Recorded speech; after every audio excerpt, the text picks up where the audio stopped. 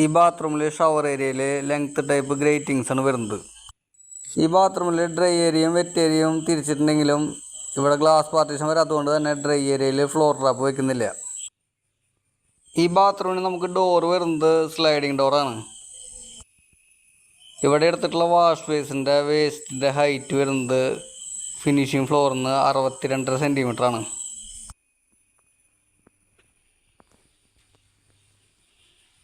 Water ലൈൻ്റെ pipe cross പോകുന്നതുകൊണ്ട് തന്നെ നമ്മൾ ഈ 1.5 ഇഞ്ച് പൈപ്പ് കുറച്ച് കൂടുതൽ വെട്ടിയിട്ട് കൺസീലാക്കി കൊടുക്കുകയാണ്.